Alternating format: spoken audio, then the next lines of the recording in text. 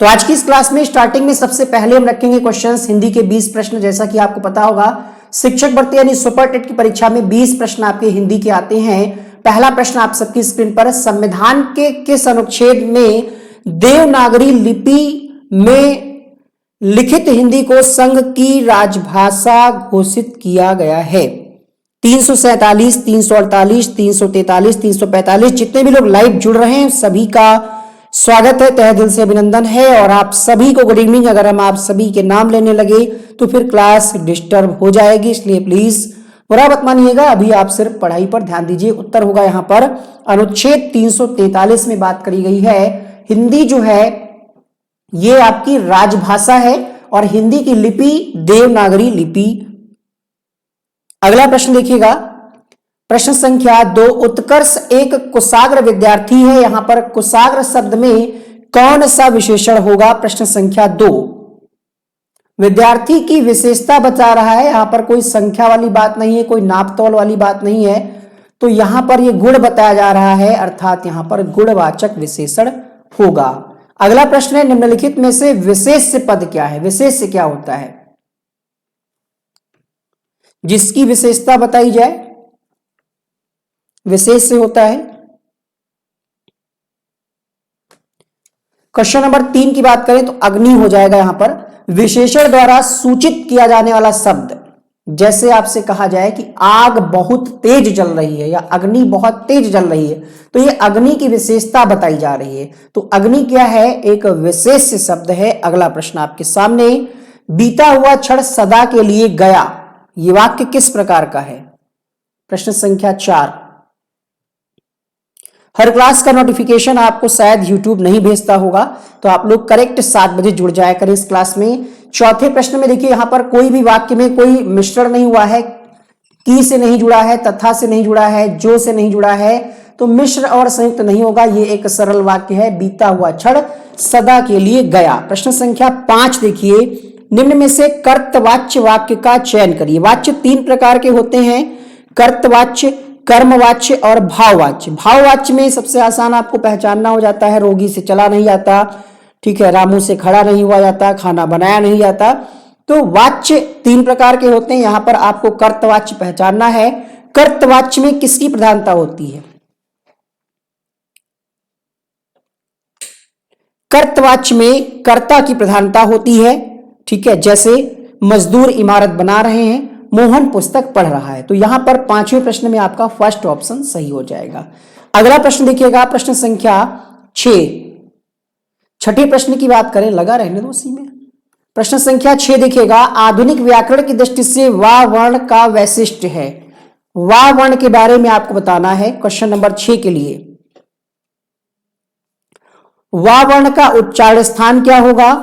वा वर्ण जो है क्या अल्प प्राण है, महाप्राण है, या फिर अघोष सघोष में किसके अंतर्गत आता है, और निरनुनासिक है या नहीं, ये आपको पहचानना है। तो आप एक सूत्र पढ़े होंगे उच्चारण स्थान में, वकारोस्त दंतोष्ठम, है ना, और ये आपका अल्प प्राण में है, और ये आपका स्पर्श व्यंजन है, क्योंकि का से मां तक जो होते हैं, का से मां तक इनकी संख्या होती है 25, स्पर्श व्यंजन कहलाते हैं, और इनका उच्चारण स्थान दंतोष्ठम है। तो यहां पर आप बी ऑप्शन के साथ जाएंगे, अल्प प्राण, सघोष, निरनुनासिक और ये दंतोष्ठ स्पर्श व्यंजन है। आगे बढ़ेंगे प्रश्न संख्या 7 के लिए, का, गा, जा, फा, ये किस प्रकार की ध्वनियां हैं? प्रश्न संख्या 7, 7वें प्रश्न में उत्तर हो जाएगा आपका यहां पर, ये अरबी फारसी ध्वनियां है। ऑप्शन नंबर बी के साथ जाएंगे।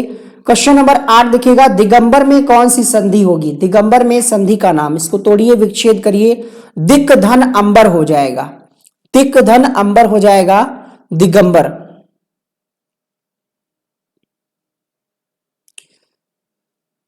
दिक धन अंबर, दिक से एक शब्द याद आ गया। हमारे पूर्वजों में अगर दादी बाबा या कोई बूढ़े लोग हैं तो गुस्से में कहते थे दिक न लगाओ, है ना। दिक मतलब यहां पर गुस्सा भी होता है आम बोलचाल की भाषा में। दिक लग रही है हमको, सुना है कि नहीं? आप लोग रिलेट कर पा रहे हैं हम क्या कहना चाह रहे हैं? फिलहाल इस प्रश्न का उत्तर होगा ऑप्शन नंबर बी के साथ। क्वेश्चन नंबर 9 देखिएगा, निम्नलिखित में से कौन सा तत्भव शब्द है?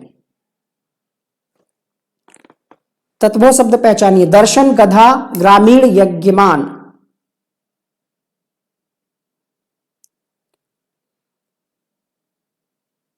तत्भव, तो तत्भव यहां पर गधा है, क्योंकि गधा शब्द का तत्सम होता है गर्धभ। अगला प्रश्न देखिएगा, प्रश्न संख्या 10। सुत शब्द को स्त्रीवाचक बनाने के लिए कौन सा प्रत्यय प्रयोग किया जाएगा?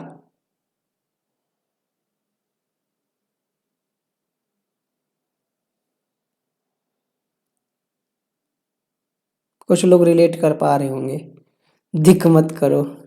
कुछ लोग नहीं सुने होंगे।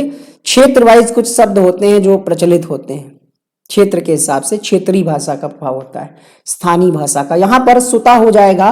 10 के लिए आपका ऑप्शन नंबर बी के साथ सही जाएगा। अगला प्रश्न देखिएगा, गिरीश के लिए सही संधि विच्छेद को चुनिए। गिरीश,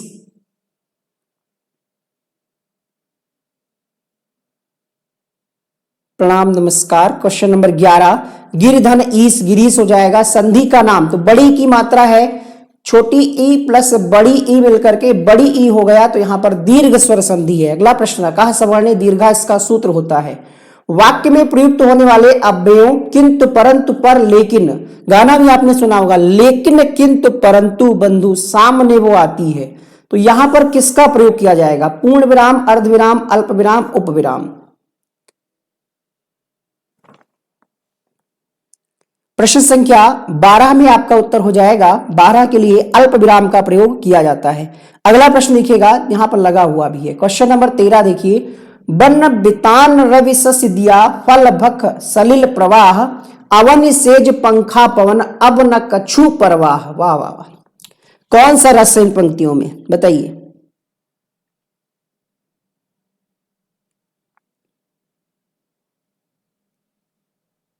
रौद्र, अद्भुत, शांत या फिर भक्ति रस?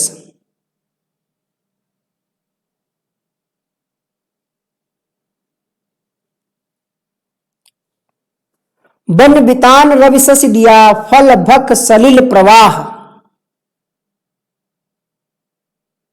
प्रश्न आपके लिए नया होगा ये। प्रश्न संख्या 13, यहां पर कोई गुस्सा वाली बात नहीं, कुछ अजनबी भी नहीं, कुछ आश्चर्यजनक भी नहीं है, और कोई भक्ति वाली बात नहीं, यहां पर शांत रस है। अब यहां पर एक प्रश्न आपको और जानना होगा, जो आपका शांत रस होता है उसका स्थायी भाव क्या होता है, बताएगा कोई? शांत रस में आपने एक और सुना होगा कि जब मैं था तब हरि नहीं, अब हरि है मैं नाही। ये भी आपका शांत रस का उदाहरण, बहुत बार पूछा भी गया है हिंदी, जिसमें भी, जिस परीक्षाओं में पूछा जाता है। कुछ कॉमन क्वेश्चन है जो बार बार पूछ लिए जाते हैं, ट्रेंड करते हैं। चलिए, तो यहां पर आपका ऑप्शन नंबर सी सही हो जाएगा। बताइएगा आप लोग, शांत रस, शांत रस का स्थायी भाव। बहुत बढ़िया, कुछ बच्चों का लगातार आंसर आ रहा है निर्वेद, या हम कह सकते हैं उदासीनता। एकदम सही जवाब है आपका। ठीक है, शांत रस का स्थायी भाव क्या होता है? निर्वेद होता है, या फिर हम कह सकते हैं उदासीनता कहते हैं। इस रस में होता क्या है? इस रस में तत्व ज्ञान की प्राप्ति अथवा संसार से वैराग्य होने पर, परमात्मा के वास्तविक रूप का ज्ञान होने पर मन को शांति मिलती। कहा जा रहा है अब न कछु परवाह, अब हमें किसी चीज की चिंता नहीं है, यानी कह सकते हैं कि अब हमें मन की शांति मिल रही है। इसके कुछ और उदाहरण आपने पढ़ा होगा, कबहुक हाँ यही रहिन रहागो, श्री रघुनाथ कृपालु, कृपा ते संत सुभाग गहो गो। ये पंक्तियां तुलसीदास की हैं, ये भी आपने हो सकता है कभी पढ़ा हो। बढ़ते हैं अगले प्रश्न के लिए। प्रश्न संख्या 14 है, यहां पर शुद्ध शब्द वर्तनी को पहचानिए कि कौन सा यहां पर शुद्ध लिखा हुआ है। क्वेश्चन नंबर 14,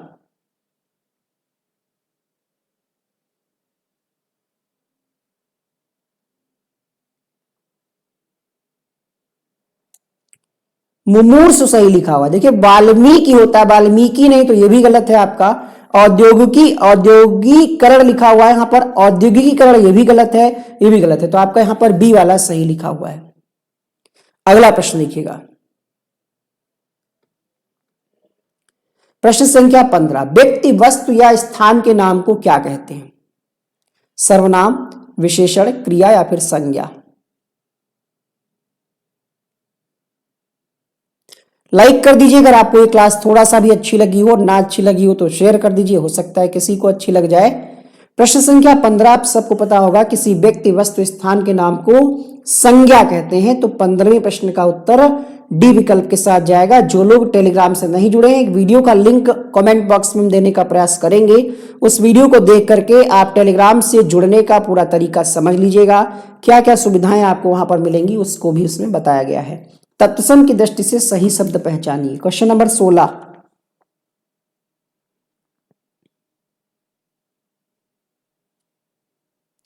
शाटिका। शाटिका का मतलब क्या होता है? साड़ी। ठीक है, तो ये तत्सम शब्द है। धोती जिसको कहते हैं, बनारसी साड़ी कह सकते हैं, एक प्रकार का परिधान है जो स्त्रियां पहनती हैं। प्रश्न संख्या 17, निंदा का निम्न में से कौन सा सही विलोम शब्द है? निंदा का विलोम पहचानिएगा प्रश्न संख्या 17 के लिए।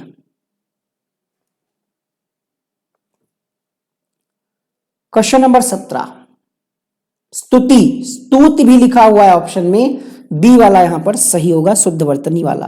क्वेश्चन नंबर 18 है, मत गयंद सुमुखी सुंदरी आदि किसके भेद है? आउट ऑफ सिलेबस क्वेश्चन है ये, हम बता करके आपको करा रहे हैं कि ये आउट ऑफ सिलेबस है, बट आ सकता है बाद में आप कोट कोट खेलेंगे तो उससे कोई खास फायदा नहीं होगा। कुछ ऐसे 2-4 प्रश्न ऐसे रहेंगे आपकी परीक्षा में जो आपको परेशान करने के लिए डाले जाते हैं।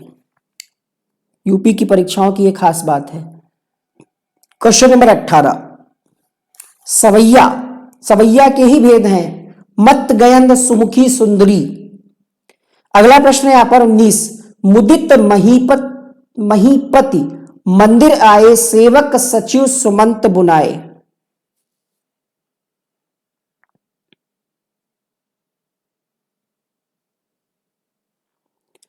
अलंकार पहचानिए।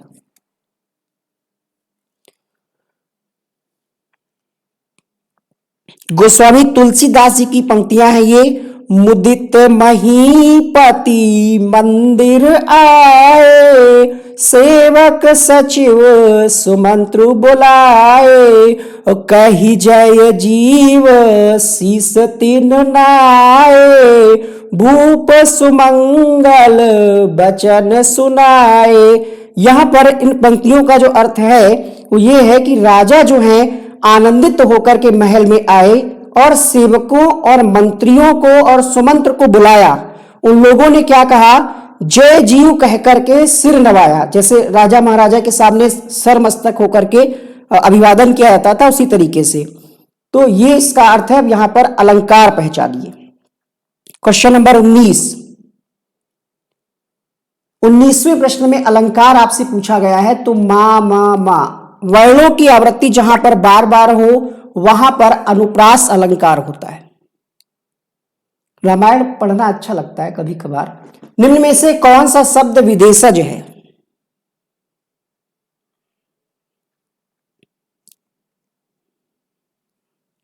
अब पता नहीं आप लोग हंस रहे, मजाक उड़ा रहे या समझ में आ रहा है।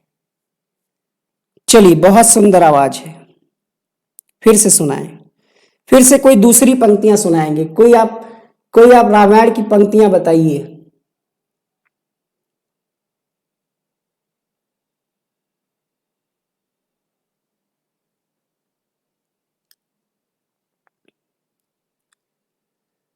चलिए बात करते हैं प्रश्न संख्या 20 की। तो उत्तर हो जाएगा यहां पर अमीर जो है ये विदेशज शब्द है। लास्ट में हम आपको 4 पंक्तियां और सुनाएंगे तुलसीदास जी की ही।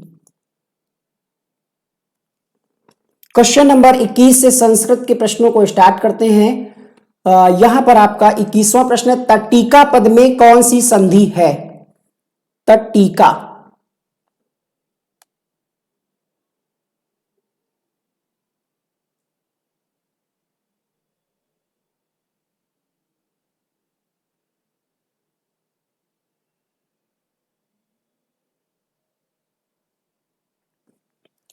तटीका जो है ये आपका व्यंजन संधि है, या फिर व्यंजन के यहां पर जो अंतर्गत नियम आते हैं, सूत्र होते हैं, वो लिखे गए हैं। फिर यहां पर विसर्ग भी दिया हुआ है। तटीका का मतलब क्या होता है? यहां पर आपका वैसे तो व्यंजन संधि होती है, लेकिन व्यंजन में ष्टुत्व संधि है। ष्टुत्व यहां पर आपका बी विकल्प सही हो जाएगा। अगला प्रश्न देखिएगा, देखिए ये होगा आपका तद प्लस टीका। अब यहां पर एक प्रश्न और बन सकता है सट टीका, तो सट टीका को आप कैसे तोड़ेंगे? सत धन टीका, सत धन टीका, सटीका हो जाएगा। अगला प्रश्न देखिएगा, आत्मन शब्द का प्रथमा विभक्ति एक वचन का रूप कौन सा है?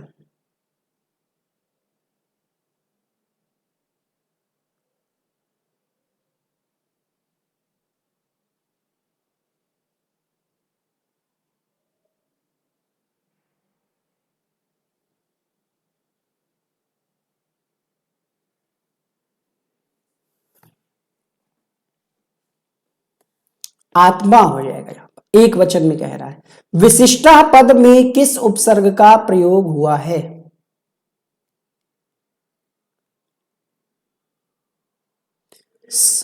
23वां प्रश्न, तो वी उपसर्ग का प्रयोग हुआ है। तथैव शब्द में कौन सी संधि? दो पाई लगी हुई है तथैव, सदैव, तथैव। जहां पर दो पाई हो उसकी ट्रिक आपने पढ़ा होगा कहीं ना कहीं, तो वहां पर आपका हो जाता है वृद्धि संधि, ऑप्शन नंबर बी के साथ। राजपुत्रा पद में कौन सा समास है?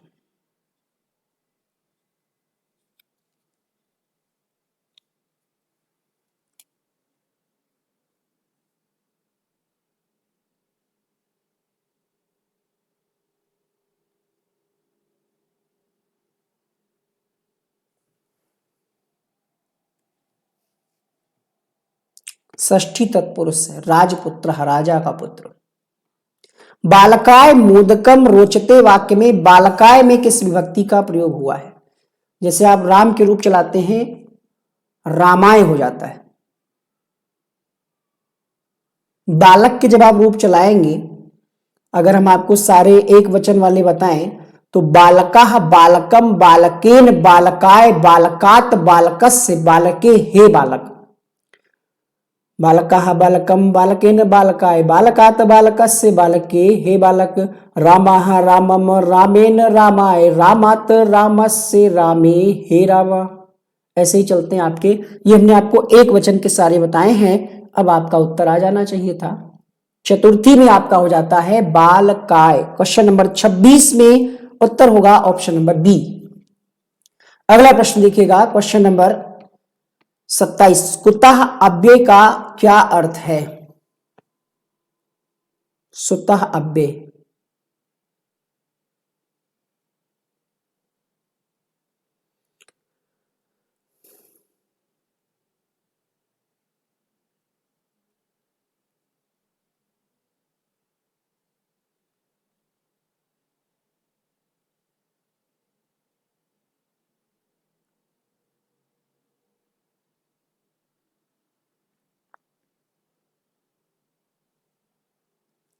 क्वेश्चन नंबर 27 में उत्तर होगा यहां पर कहां से।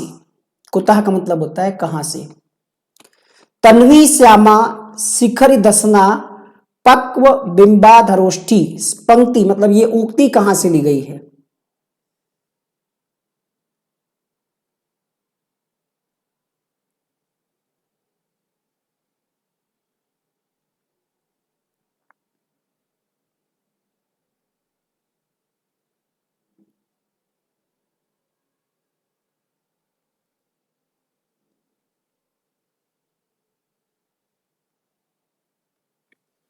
अट्ठाईसवें प्रश्न में आपका सही जवाब हो जाएगा, ये मेघदूतम से ली गई है।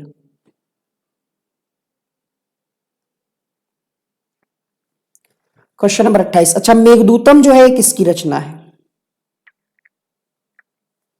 कालिदास की है। ठीक है, अगला प्रश्न, री से ऋषि वाला जो है, ये वर्ण का उच्चारण स्थान क्या है? प्रश्न संख्या 29।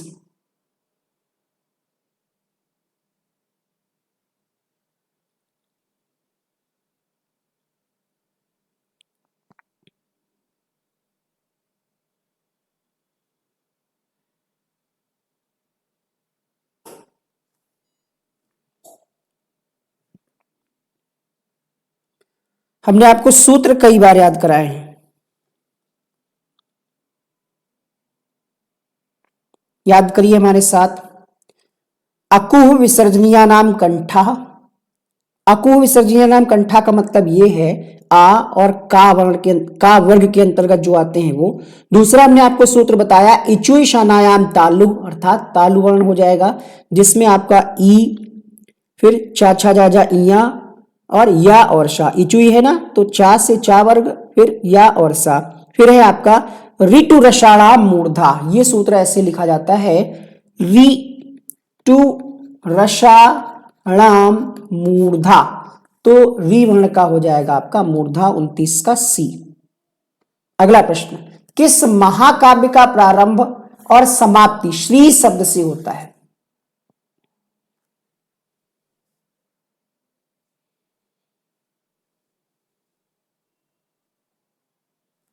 सही जवाब होगा प्रश्न संख्या 30 में शिशुपाल वधम। प्रश्न बन सकता है शिशुपाल वधम किसकी रचना है?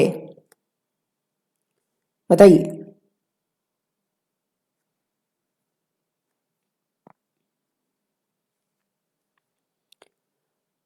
महाकवि माघ द्वारा रचित ये संस्कृत का काव्य है। इसमें शिशुपाल के वध की कथा का वर्णन है। कृष्ण, श्री कृष्ण जी ने शिशुपाल का वध किया, उसका वर्णन इसमें मिलता है। और ये जो ग्रंथ है आपका शिशुपाल वधम, ये संस्कृत के 6 महाकाव्यों में ही एक गिना जाता है, यानी टॉप 6 में इसका नाम आता है। बढ़ते हैं अगले प्रश्न के लिए। क्वेश्चन यहां पर अब स्टार्ट हो रहे हैं। साइंस के थोड़ा सा कठिन प्रश्न होंगे, क्योंकि केमिस्ट्री के 1-2 प्रश्न आज हमने रखे हैं, और केमिस्ट्री आपने सालों से पढ़ा नहीं है, तो कुछ आपको यहां पर मुश्किलों का सामना करना पड़ेगा। चलिए देखते हैं। यहां पर 31वें प्रश्न से स्टार्ट करते हैं। कह रहा है निम्नलिखित में से कौन सी गुर्दों की संरचनात्मक और कार्यकारी इकाई है?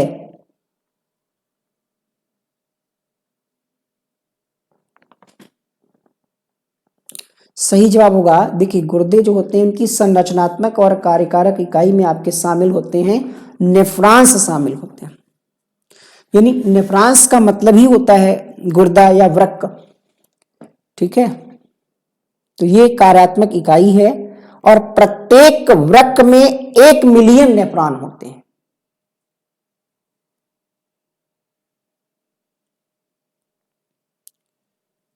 चलिए, समस्या किसी को?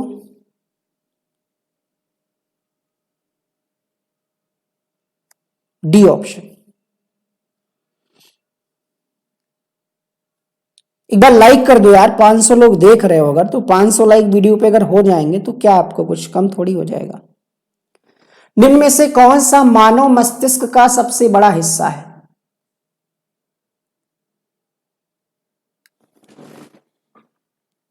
सेरिब्रम सबसे बड़ा हिस्सा होता है।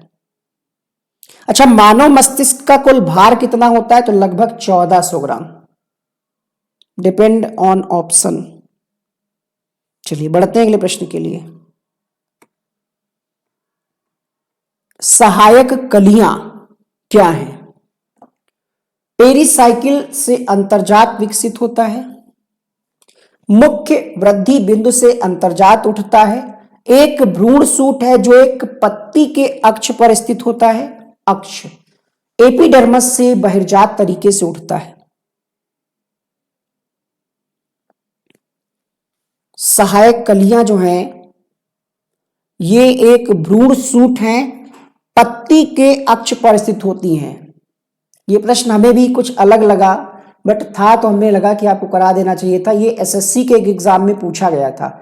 इसको हम साइंस वाली मैम को एक बार फॉरवर्ड करेंगे, आपको और अच्छे से एक्सप्लेन कर पाएंगी। फिलहाल आप जान लीजिए कि सहायक कलियां क्या होती हैं। एक भ्रूण सूट है जो एक पत्ती के अक्ष पर स्थित होता है। अरे कली और पत्ती उसी से रिलेटेड है भाई। ये कली होती है पेड़ की इस तरीके से, इसमें पत्तियां ऐसे कुछ होती हैं। भाई ड्राइंग नहीं आती हमें, बना के देखते हैं, है ना। ऐसे तो पत्ती बनेगी। हाँ ठीक है, बन गई।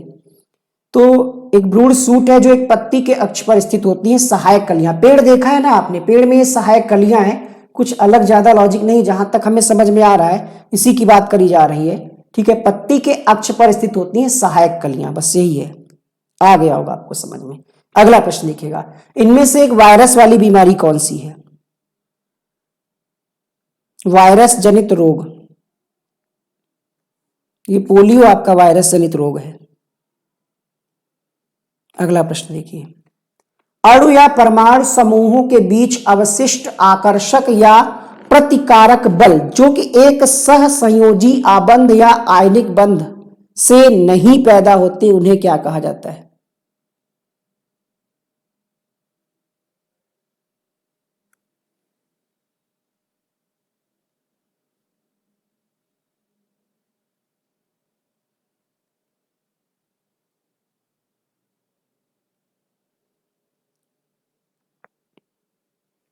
क्वेश्चन नंबर 35, वांडर वाल्स बांध कहा जाता है उनको। ये जो है आकर्षण या प्रतिकर्षण दोनों से हो सकता है। कौन सा जीव वर्मी कंपोस्टिंग में मदद करता है?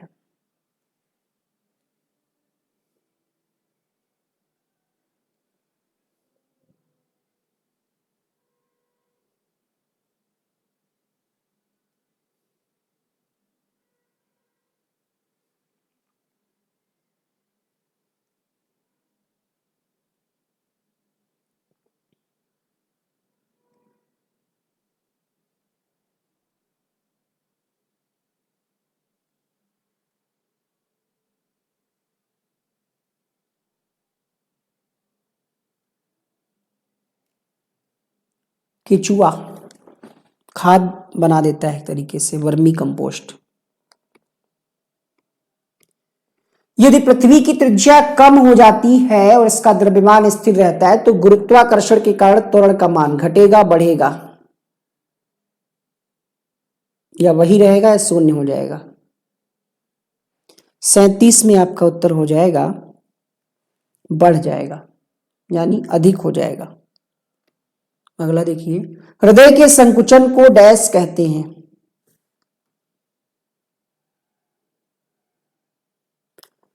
क्वेश्चन नंबर 38, हृदय के संकुचन को क्या कहा जाता है? पंपिंग करता है हृदय, सिस्टोल कहते हैं इसको। पेशियों के सिकुड़ने को या संकुचन को सिस्टोल कहा जाता है। शिथिलन को डायस्टोल कहा जाता है। जब शिथिल हो जाता है ये तो इसको डायस्टोल कहते हैं, अरस्तु नहीं। तो यहां पर आपका ए हो जाएगा सही, सिस्टोल। प्रश्न संख्या 39, निम्नलिखित में से कौन सा कार्बोहाइड्रेट के पाचन का प्रमुख अंत उत्पाद होता है?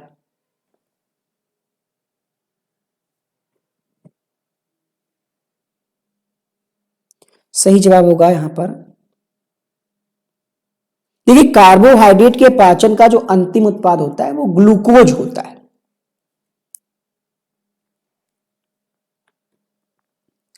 कौन सी किरणें त्वचा को क्षति पहुंचाती हैं?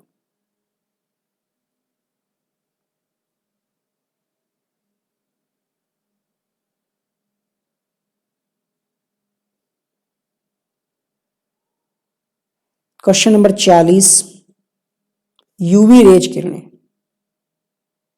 या हम कह सकते हैं पराबैंगनी किरणें। अगला प्रश्न देखिए, अब यहां से सामान्य अध्ययन के प्रश्न हैं। नीचे दिए गए कथनों में से कौन सा कथन सही है? एक उपन्यास है जिसके लेखक दिए थॉमस पेरी। एक दूसरा उपन्यास है half of a yellow sun, इसके लेखक दिए हैं जेनिफर एगन।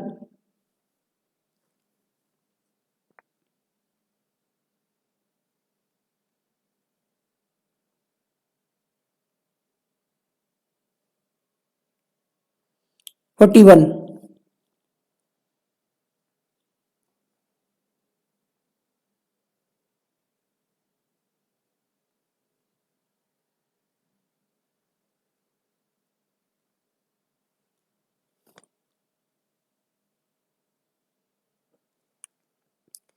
वन, में आपका उत्तर हो जाएगा, देखिए जो उपन्यास 40 थीव्स दिया हुआ है इसके लेखक थॉमस पेरी हैं, ठीक है।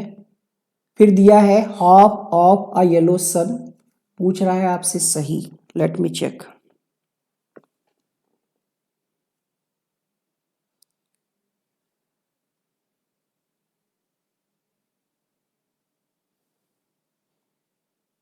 ये क्या है? एक नॉवेल है।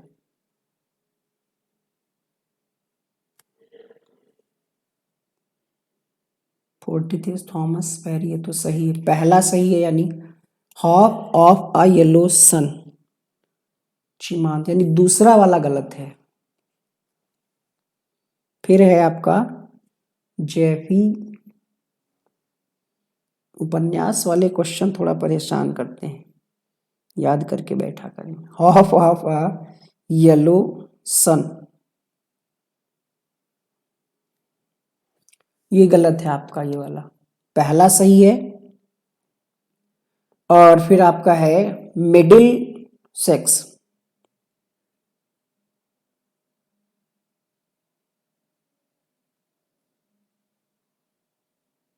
जेरेफी, ये भी गलत है। तो सिर्फ पहला सही है और ऐसा कोई ऑप्शन नहीं दिया, इसका मतलब है इस क्वेश्चन को टाइप करने में ही कोई त्रुटि हुई है, इसीलिए जो है इसमें कंफ्यूजन हो रही थी, इसीलिए हम रुके थे। जेनिफर एगन, क्वेश्चन को ही बनाने में कुछ त्रुटि हुई है, इसका सिर्फ फर्स्ट ऑप्शन सही है। जेनफरी एगन का ये वाला है मिडिल सेक्स, और half of a yellow sun इसके ये नहीं है। चलिए इसको स्किप करते हैं, फिलहाल आप ये जानिए कि इसका फर्स्ट ऑप्शन सही है। आगे बढ़ेंगे अगले प्रश्न के लिए। 42वां प्रश्न कह रहा है 2017 का आईपीएल किसने जीता? 2017 में जो आईपीएल हुआ उसको किसने जीता?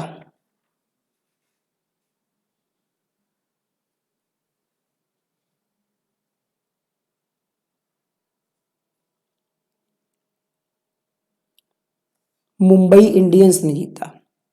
हराया किसको? राइजिंग पुणे सुपर जायंट को हराया। सीडीपी टॉपिक वाइज इसमें ज्यादा पढ़ने की आवश्यकता नहीं है, जो आपने यूपी टेट में पढ़ा है उसका रिवीजन करिए। एक या दो वीडियो में हम पार्ट 1 या पार्ट 2 बना करके, ठीक है, उसका नोट्स हम बना रहे हैं, थोड़ा सा टाइम लगेगा, पापा वीडियो बना करके उसको हम करा देंगे। इसमें ज्यादा आपको नहीं पढ़ना है, ज्यादा जिस पे पढ़ना है उस पे अभी काम करिए। उसको आप 15 दिन में भी सीडीपी को पढ़ सकते हैं, क्योंकि इसको आपने कई बार पढ़ा है। अभी आपको वो चीजें पढ़नी है जिसमें आपको ज्यादा नंबर लाना है, जैसे current affairs, GK GS 40 number का है आपका लगभग, इसको कवर करिए, इस पे ज्यादा टाइम दीजिए। 43वें प्रश्न की अगर हम बात करें तो यहां पर उत्तर हो जाएगा इजराइल। 30% से अधिक क्षेत्र में राष्ट्रीय पार्क ही हैं। अगला देखिए, निम्नलिखित में से किसने कम से कम 2 बार नोबेल पुरस्कार जीता है?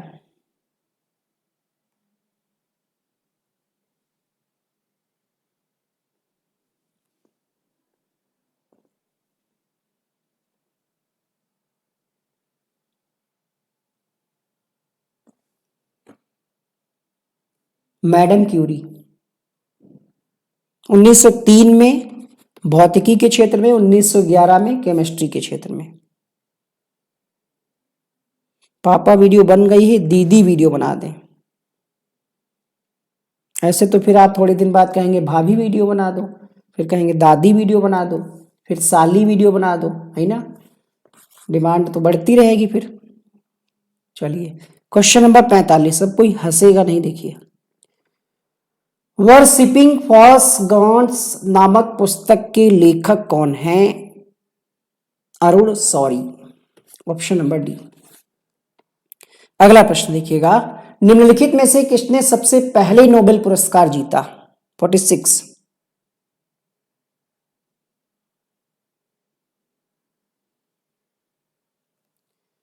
रविंद्रनाथ टैगोर ने सबसे पहले 1913 में इनको साहित्य के लिए मिला था। हाँ, फिर मामी मामा मौसी मौसा, तो एक देखिए पापा वीडियो नाम इसलिए रखा है, पहली बात तो आपको सर्च करनी है, उसका कोई खास रीजन शायद आपको नहीं पता तो आज जान लीजिए। उसका रीजन यही है कि अगर देखा जाए यार, तो जो ये 4 अक्षर का मतलब 4 वर्ड का है, पूरी जिम्मेदारी होती है, एक तरीके से कह सकते हैं कि परिवार के मुखिया होते हैं। इसलिए ये नाम रखा है। दूसरी बात, आप YouTube में जब सर्च करेंगे, जैसे जीवन कौशल का हमने पापा वीडियो बनाया है, तो आप जब लिखेंगे जीवन कौशल पापा वीडियो तो आपको सर्च में सबसे पहले मिल जाएगा। बस ये कारण है नाम रखने का। और जिम्मेदारी का मतलब है जिस तरीके से ये परिवार के मुखिया होते हैं, जिम्मेदारी होती है, उसी तरीके से ये वीडियो भी पूरे टॉपिक का निचोड़ होता है, पूरी जिम्मेदारी होती है। तो बस ये रीजन है। जीजा वीडियो कह रही पूजा भाई। चलिए 46वें प्रश्न की बात करते हैं। यहां पर कहां पे थे हम, इसका तो उत्तर हो चुका है। चलिए यहां पर देखिएगा, कुछ पुरस्कार के नाम दिए हैं, किस क्षेत्र में दिया जाता है ये आपसे पूछा जा रहा है। तो अर्जुन पुरस्कार जो है स्पोर्ट्स से संबंधित है, यानी ए का थर्ड हो जाएगा। ऑस्कर पुरस्कार आपका फिल्म से संबंधित है, सिनेमा, तो ये आपका बी का फर्स्ट हो जाएगा, फिल्म व्यवसाय से जुड़ा है। द्रोणाचार्य पुरस्कार आप नाम से समझ पा रहे होंगे कि ये प्रशिक्षक को दिया जाता है, तो सी का फोर्थ हो जाएगा। फिर आपका है पुलिंजर पुरस्कार, तो ये पत्रकार, तो डी का 2। ये जरूर आप, ये बहुत अच्छा प्रश्न है, एक साथ आपको 4 क्वेश्चन तैयार करा रहा है, इसका आप स्क्रीनशॉट ले लीजिए और मिलाइएगा एक बार घर में, ठीक है। देखते हैं रामविलास। अगला प्रश्न देखिएगा, बहुत बढ़िया, इनकी तो अलग ही डिमांड है, इनको पुष्पा वीडियो चाहिए। चलिए पुष्पा वीडियो बनाते हैं, ट्रेंड में है इसलिए। तो हमने इसका बताया 3142 ये दे रखा है। सरिता देवी। दिजिन या द जिन ड्रिंकर्स नामक पुस्तक के लेखक कौन है? प्रश्न संख्या 48। झुकेगा नहीं, अरुंधति राय की ये पुस्तक है। अगला देखिए, एनिमल फॉर्म पुस्तक से कम 6-7 प्रश्न है आज फिर। एनिमल फॉर्म नामक पुस्तक के लेखक कौन है? प्रश्न संख्या 49 में आपका उत्तर होगा, ये पुस्तक है जॉर्ज ऑरवेल की।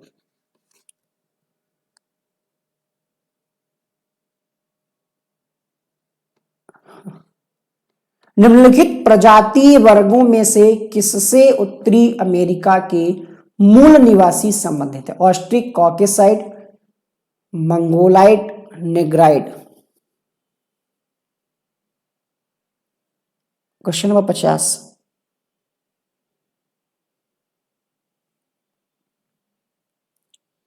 मंगोलाइड से संबंधित है। खगोल भौतिक एस्ट्रोफिजिक्स के लिए भारत में जन्मे किस वैज्ञानिक को नोबेल पुरस्कार दिया गया?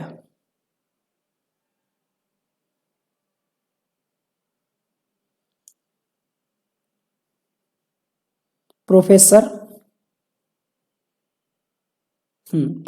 चंद्रशेखर को। इनका नाम है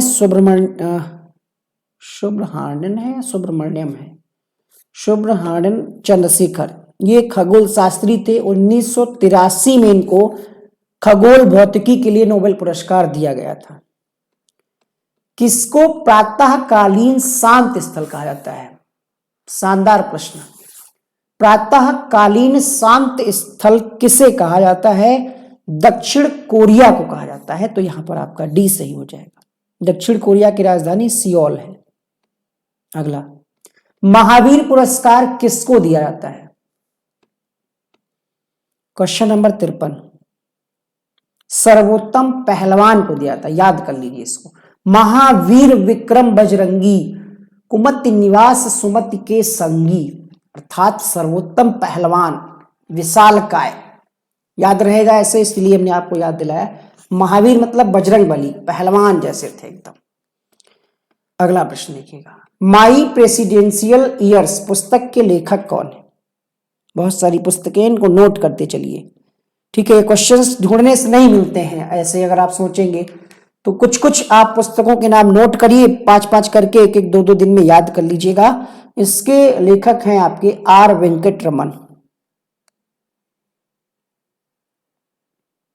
54 के लिए, रामास्वामी वेंकट रमन। आनंद मठ के लेखक कौन है?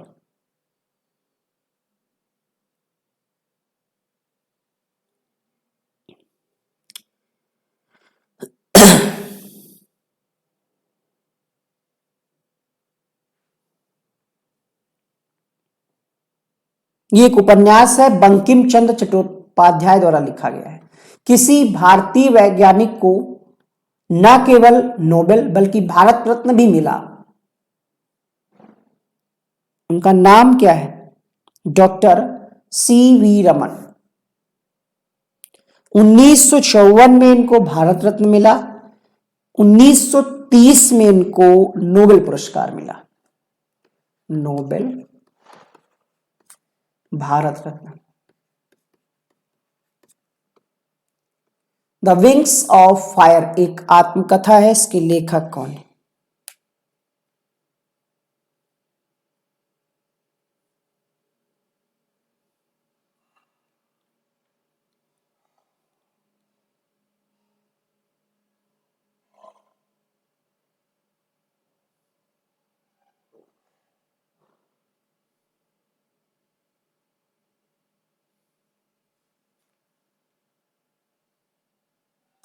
Doctor APJ Abdul Kalam, missile man of India.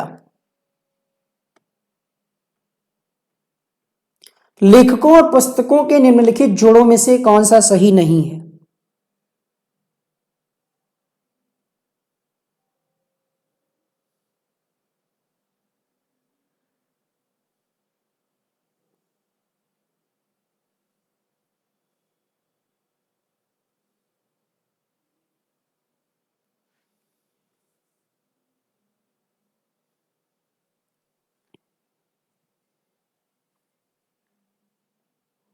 देखिए, विशाख दत्त कौटिल्य अर्थशास्त्र में, यहां तक तो सही है।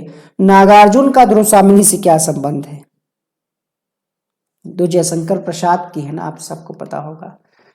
दा नहीं, अ टेल ऑफ टू सिटीज नामक पुस्तक के लेखक कौन है? अ टेल ऑफ टू सिटीज, ये चार्ल्स डिकेंस की पुस्तक है। डी ऑप्शन के साथ जाएंगे। अगला देखिए, निम्नलिखित क्षेत्रों में किसमें उत्कृष्ट उपलब्धि के लिए भूमंडलीय 500 पुरस्कार दिया जाता है?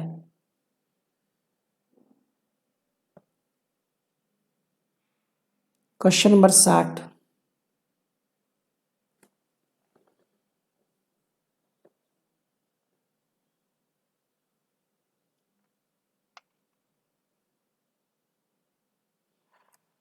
पर्यावरण प्रतिरक्षा के क्षेत्र में, इसको शायद ग्लोबल 500 भी कहते हैं। अगला देखिएगा, कौन सा वैज्ञानिक खाद्य अनाज क्रांति से संबंधित है जिसने शांति के लिए नोबेल पुरस्कार प्राप्त किया?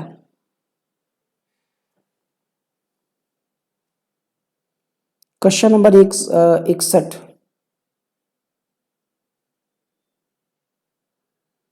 नॉर्मन ई बोरलॉग, जिन्हें हम हरित क्रांति के जनक के नाम से जानते हैं। Option number B. अगला देखिएगा, हाफ ए लाइफ पुस्तक के लिए बुकर पुरस्कार किसे मिला? VS नायपाल। यहां पर आपका ऑप्शन नंबर सी सही हो जाएगा। आपका प्रश्न संख्या है ये 62। अगला देखिएगा, भारत रत्न का सम्मान पाने वाले पहले व्यक्ति कौन थे? प्रश्न संख्या 63। भारत रत्न का सम्मान पाने वाले पहले व्यक्ति।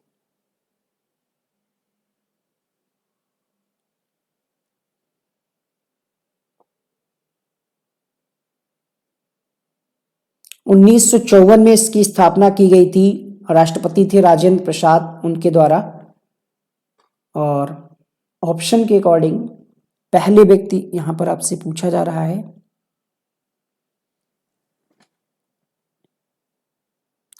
उन्नीस में मिला था किसको सबसे पहले? एक मिनट, हाँ ठीक है। ऑप्शन में लिखा है BC राय, चंद्रशेखर सिंह, गोविंद बल्लभ पंत, CV रमन। देखिए यहां पर हम क्यों रुके, क्यों इतना डाउट में रहे? क्योंकि एक नाम हमें यहां पर मिल नहीं रहा था ढूंढने से, C राजगोपालाचारी। इनको भी मिला था सबसे पहले, सी राजगोपालाचारी यानी चक्रवर्ती राजगोपालाचारी, इनको भी मिला था 1954 में भी। लेकिन इनके साथ साथ एक और व्यक्ति थे जिनको मिला था, क्या नाम था उनका? डॉक्टर सर्वपल्ली राधाकृष्णन, वो भी ऑप्शन में नहीं है। तभी हम इसमें कंफ्यूज हो रहे हैं कि ऑप्शन क्यों नहीं दिया हुआ है, बताइए। पहले व्यक्ति सर्वपल्ली राधाकृष्णन, गोपालाचारी, वेंकट रमन को मिला है। अच्छा अच्छा अच्छा अच्छा, सीवी रमन, ठीक है, सही है। यहां पर आपका उत्तर हो जाएगा ऑप्शन नंबर सी, राजगोपालाचारी नहीं दिया बट सीवी रमन को भी मिला था। 1954 में 3 लोगों को मिला था, डॉक्टर सर्वपल्ली राधाकृष्णन, चक्रवर्ती राजगोपालाचारी, चंद्रशेखर वेंकट रमन, 3 लोगों को मिला था। फिर 1955 में मिला डॉक्टर भगवान दास को, और डॉक्टर विश्वेश्वरैया को, और पंडित जवाहरलाल नेहरू को, 3 लोगों को मिला। फिर 1957 में मिला गोविंद बल्लभ पंत को, उत्तर प्रदेश के पहले मुख्यमंत्री थे, और केशव कर्वे इनको मिला था, एक शिक्षक थे। यहां पर आप सी ऑप्शन लगाएंगे, ठीक है। तीनों नाम आप लिख लीजिएगा, तीनों नाम लिख लीजिएगा। अगला प्रश्न देखिएगा, डॉक्टर अल्फ्रेड नोबेल द्वारा निर्धारित अक्षय निधि में किस क्षेत्र में नोबेल पुरस्कार नहीं दिया जाता? क्वेश्चन नंबर 64 उत्तर होगा यहां पर शांति चिकित्सा, अर्थशास्त्र, रसायन शास्त्र। तो अर्थशास्त्र में अलग से दिया जाता है। अगला प्रश्न देखिए, द क्लैश ऑफ सिविलाइजेशंस पुस्तक के लेखक कौन? क्वेश्चन नंबर 65, क्लास हमको लग रहा है धीमी हो गई। Samuel Huntington. Harry Potter series किसने लिखी?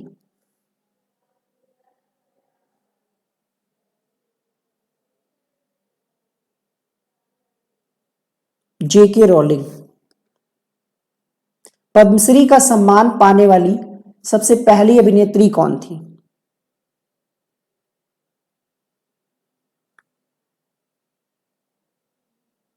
नरगिस दत्त। ज्ञानपीठ पुरस्कार पाने वाली भारत की पहली महिला कौन थी? कोई ऐसा है जिसकी पहली क्लास हो? क्वेश्चन नंबर 68 में आपका उत्तर हो जाएगा आशापूर्ण देवी। कौन सा संगठन कलिंग पुरस्कार देता है? यूनेस्को के द्वारा दिया जाता है। मिडनाइट डायरीज निम्नलिखित में से किसकी आत्मकथा है?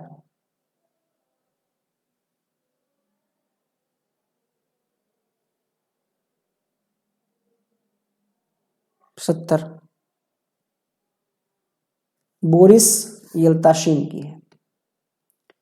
कंप्यूटर से 5 प्रश्न है यहां पर। BIOS का फुल फॉर्म बताइए। Basic input output system. First option basic input output system. Bharat में इंटरनेट सेवा का प्रारंभ कब हुआ? भारत में इंटरनेट सेवा का प्रारंभ कब हुआ? 15 अगस्त 1995 BSNL के द्वारा, है ना? नहीं, विदेश संचार निगम लिमिटेड ने इसको शुरू किया था 15 अगस्त 1995। अगला, प्राइमरी शिक्षा किस ऐप के द्वारा होती है? एम्प। क्वेश्चन नंबर 73, प्राइमरी का मैटर। अगला प्रश्न है, वर्तमान में, अब दिख रहा है, वर्तमान में पर्सनल कंप्यूटर में प्रयुक्त होने वाली सबसे बड़ी यूनिट स्टोरेज कौन सी है?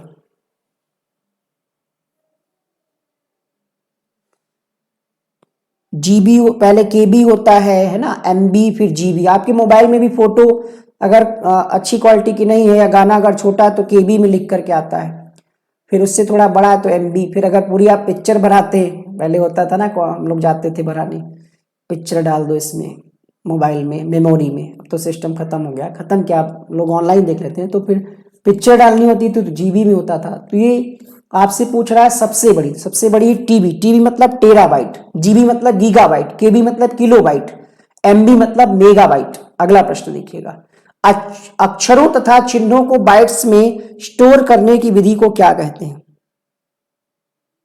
ज्योति यादव बहुत बहुत स्वागत। सोना, सोनी सिंह बढ़िया है। चलिए, सबकी पहली क्लास है आज, आइए स्वागत है। कोडिंग सिस्टम कहते हैं इसको। चलिए,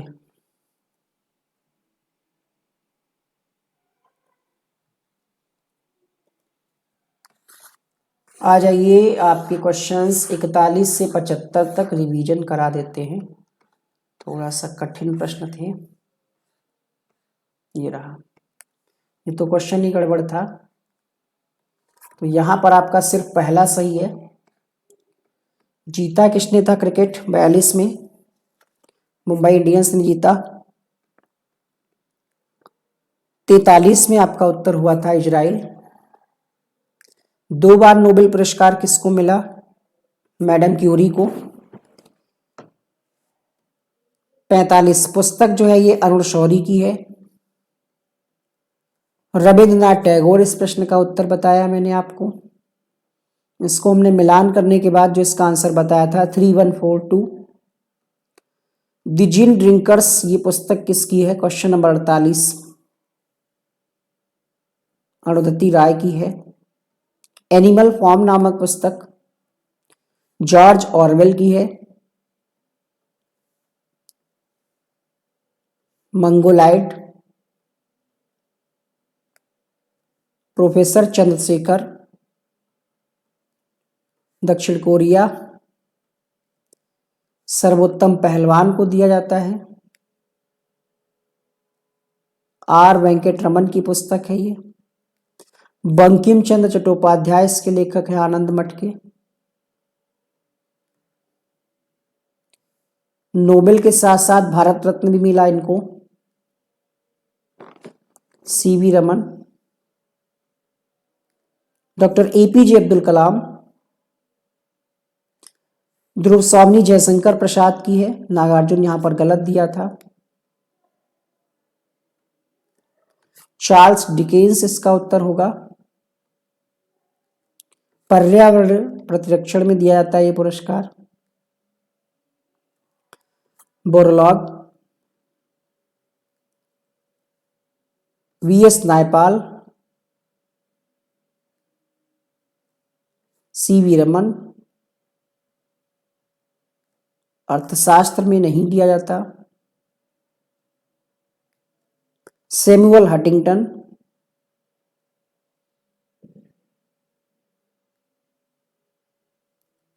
जेके रोलिंग।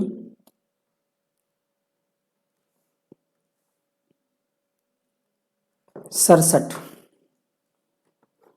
नरगिस दत्त।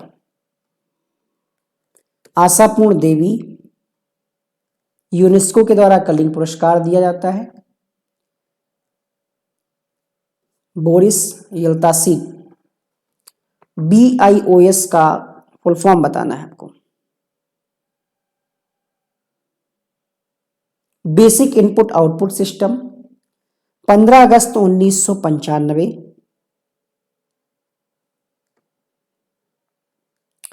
प्राइमरी का मैटर, टेराबाइट।